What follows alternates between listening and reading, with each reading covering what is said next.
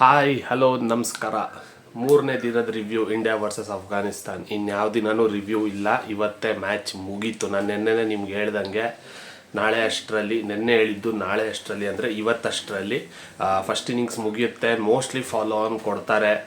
ಕೊಟ್ಟ ಮೇಲೆ ಅವ್ರು ಏನು ಮಾಡ್ತಾರೆ ಅಂತ ನೋಡಬೇಕು ಅಂತಂತ ಇದ್ದೆ. ಬಟ್ ಅಷ್ಟರಲ್ಲೇ ಥರ್ಡ್ ಸೆಷನ್ ಇನ್ನೂ ಸ್ಟಾರ್ಟ್ ಆಗಿ ಸ್ವಲ್ಪ ಹೊತ್ತಲ್ಲೇ 112ಕ್ಕೆ ಆಲ್ಔಟ್ ಆದರು. ಸೊ ಇಂಡಿಯಾ ಇನ್ನಿಂಗ್ಸ್ ಮತ್ತು 300 ರನ್ಗಳ ಭರ್ಜರಿ ಜಯ. ಅದರಲ್ಲಿ ಏನು ಅಂತ ಆಶ್ಚರ್ಯ ಪಡುವಂಥ ವಿಷಯ ಇಲ್ಲ ಅಂತ ಏನು ಸೆಲಿಬ್ರೇಟ್ ಮಾಡೋವಂಥ. ಅಫ್ಕೋರ್ಸ್ ಇಂಡಿಯಾ ಗೆದ್ದಿದ್ದು ಖುಷಿನೇ, ಬಟ್ ಅಫ್ಘಾನಿಸ್ತಾನ್ ನೀವು ಕಂಪೇರ್ ಮಾಡಿದ್ರೆ ODIಸ್ಗೂ T20ಸ್ಗೂ ಟೆಸ್ಟಲ್ಲಿ ಅವ್ರು ಇನ್ನೂ ತುಂಬ ಮೆಟ್ಲುಗಳು ಹತ್ತಬೇಕಾಗಿದೆ ಅನ್ನೋದನ್ನು ಇವತ್ತು ಇಂಡಿಯಾ ಅವ್ರಿಗೆ ಮನದಟ್ಟು ಮಾಡಿಸಿದ್ದಾರೆ.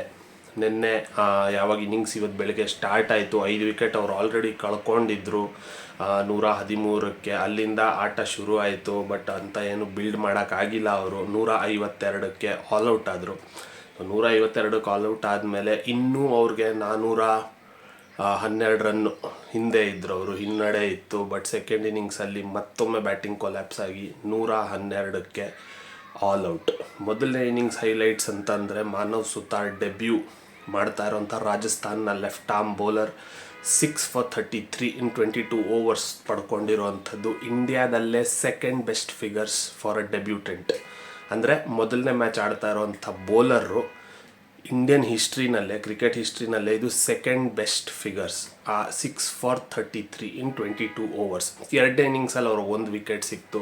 ಮೊದಲನೇ ಇನ್ನಿಂಗ್ಸಲ್ಲಿ ಅವ್ರಿಗಾರು ಪ್ರಸಿದ್ಧ ಕೃಷ್ಣ ಒಳ್ಳೆ ಬೌಲಿಂಗ್ ಮಾಡಿದ್ರು. ಅವ್ರಿಗಿರೋಂಥ ಹೈಟ್ ಅಡ್ವಾಂಟೇಜು, ಅವ್ರಿಗಿರೋಂಥ ಪೇಸ್ ಅಡ್ವಾಂಟೇಜ್ನ ಒಳ್ಳೆ ಬಳಸ್ಕೊಂಡ್ರು. ಒಳ್ಳೆ ಲೆಂತಲ್ಲಿ ಬೌಲಿಂಗ್ ಮಾಡಿದ್ರು. ಅವರು 3 ವಿಕೆಟ್ ಪಡ್ಕೊಂಡ್ರು. Washington Sundar 1 wicket. ಇದು ಮೊದಲನೇ ಇನ್ನಿಂಗ್ಸ್ನಲ್ಲಿ.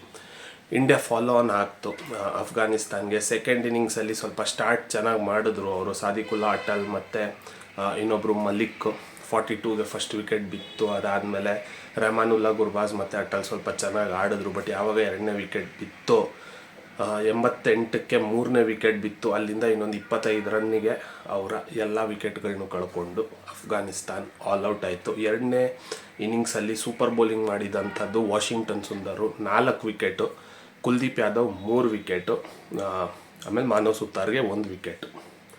4-3-1. ಇನ್ನೊಂದು ಅವರು ಬ್ಯಾಟ್ಸ್ಮನ್ ಆಬ್ಸೆಂಟ್, ಹರ್ಟ್, ಬ್ಯಾಟ್ಸ್ಮನ್ಗೆ ಇಂಜುರಿ ಆಗಿದ್ದರಿಂದ ಅವರು ಬರಲಿಲ್ಲ. ಸೊ 9 ವಿಕೆಟ್ ಕಳ್ಕೊಂಡಿದ್ದು ಅಫ್ಘಾನಿಸ್ತಾನ. ಅಲ್ಲಿಗೆ ಇನ್ನಿಂಗ್ಸ್ ಮತ್ತು 300 ರನ್ಗಳ ಭರ್ಜರಿ ಜಯ. ಬಟ್ ಇದು ಯಾವ ಪಾಯಿಂಟ್ಸ್ ಟೇಬಲ್ಗೂ ಯಾವುದಕ್ಕೂ ಹೆಲ್ಪ್ ಆಗಲ್ಲ. ಇಟ್ ಜಸ್ಟ್ ಅವ್ರಿಗೆ ಏನು ಹೇಳ್ತೀವಿ, ಒಂಥರ ಎಕ್ಸಿಬಿಷನ್ ಟೆಸ್ಟ್ ಮ್ಯಾಚ್ ಥರನೇ. ಅಫ್ಕೋರ್ಸ್ ಅಫಿಷಿಯಲ್ ಮ್ಯಾಚ್ ಇದು, ಬಟ್ ನೋಡೋರಿಗೆ ಒಂದು ಎಕ್ಸಿಬಿಷನ್ ಟೆಸ್ಟ್ ಮ್ಯಾಚ್ ಥರನೇ ಇತ್ತು ಇದು. ಅಂತ ಏನು ಚಾಲೆಂಜಿಂಗ್ ಇರಲಿಲ್ಲ. ನಿಮ್ಗೆ ಯಾವುದು ಎಕ್ಸೈಟಿಂಗ್ ವಾವ್ ಮೂಮೆಂಟ್ಸ್ ಅಂತ ಯಾವುದು ಅನ್ನಿಸ್ಲಿಲ್ಲ. ನೆಕ್ಸ್ಟ್ ಇರೋದು 3 ODI ಮ್ಯಾಚು ಇವ್ರ ಮೇಲೇ, ಅಫ್ಘಾನಿಸ್ತಾನ್ ಮೇಲೇ. ಅದು ಜಾಸ್ತಿ ಕ್ಲೋಸ್ ಇರ್ಬೋದು, ಅದು ಜಾಸ್ತಿ ಕ್ಲೋಸ್ ಕಾಂಟೆಸ್ಟ್ ಆಗ್ಬೋದು. ಏನಕ್ಕಂದರೆ ಅಫ್ಘಾನಿಸ್ತಾನ್ ಪ್ರೂವ್ ಮಾಡಿದ್ದಾರೆ ಶಾರ್ಟರ್ ಫಾರ್ಮ್ಯಾಟ್ಸಲ್ಲಿ, ODIಸಲ್ಲಿ, T20ಸಲ್ಲಿ ಅವ್ರನ್ನ ನೀವು ಇಗ್ನೋರ್ ಮಾಡೋಕ್ಕಾಗಲ್ಲ, ತಳ್ಳೋಕ್ಕಾಗಲ್ಲ. ದೊಡ್ಡ ದೊಡ್ಡ ಟೀಮ್ಸ್ಗಳ ಮೇಲೇ ಒಳ್ಳೊಳ್ಳೆ ಚಾಲೆಂಜಿಂಗ್ ಮ್ಯಾಚಸ್ನ ಆಡಿದ್ದಾರೆ ಅವರು. ಆಲ್ರೆಡಿ ವರ್ಲ್ಡ್ ಕಪ್ಪಲ್ಲಿ ನೀವು ನೋಡಿರ್ಬೋದು, ಪಾಕಿಸ್ತಾನ ಸೋಲಿಸಿದ್ದಾರೆ. ಆಸ್ಟ್ರೇಲಿಯಾ ಮೇಲೆ ಇನ್ನೇನು ಗೆದ್ದುಬಿಡ್ತಾಯಿದ್ರು, ಬಟ್ ಅದನ್ನು ಕೈ ಚೆಲ್ಕೊಂಡ್ರು. ಅದಕ್ಕೆ ಅವರೇ ಕಾರಣ. ಬಟ್ ಆ ಥರ ನೀವು ಪರ್ಫಾರ್ಮೆನ್ಸ್ ನೋಡೋಕ್ಕೆ ಹೋದರೆ ODIs ಮತ್ತು T20ಸಲ್ಲಿ ಅಫ್ಘಾನಿಸ್ತಾನ್ ಏಷ್ಯಾದಲ್ಲಿ, ನಾನು ಹೇಳ್ದಂಗೆ ನನ್ನ ಪ್ರಕಾರ ಇಂಡಿಯಾ ಬಿಟ್ಟರೆ ಸೆಕೆಂಡ್ ಪೊಸಿಷನಲ್ಲಿ ಅಫ್ಘಾನಿಸ್ತಾನ ಇರೋದು. ಸೊ ODI ಸೀರೀಸ್ಗೆ ವಿರಾಟ್ ಕೊಹ್ಲಿ ಕೂಡ ಇಲ್ಲ. ಅವ್ರಿಗೆ ಹ್ಯಾಮ್ಸ್ಟ್ರಿಂಗ್ ಇಂಜುರಿ ಆಗಿತ್ತು IPL ಫೈನಲ್ ದಿನ. ಸೊ ಅದನ್ನೆಲ್ಲ ನೋಡ್ತಾ ಹೋದರೆ ಮೋಸ್ಟ್ಲಿ ಜಾಸ್ತಿ ಕ್ಲೋಸ್ ಕಾಂಟೆಸ್ಟ್ ಇರಬಹುದು ಅಂತ ಎಕ್ಸ್ಪೆಕ್ಟ್ ಮಾಡಬಹುದು.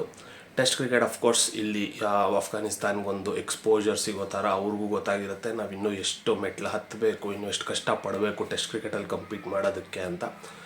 ಒಂದು all in all good exposure ಅವ್ರಿಗೆ. ಇನ್ನು ಗಮನ ಏನಿದ್ರು ODI ಸೀರೀಸ್ ಮೇಲೆ ಅಲ್ಲಿ ಸಿಗೋಣ. ಬಟ್ ಇವತ್ತಿಗೆ ಇಂಡಿಯಾಗೆ ಕಂಗ್ರ್ಯಾಚುಲೇಷನ್ಸ್.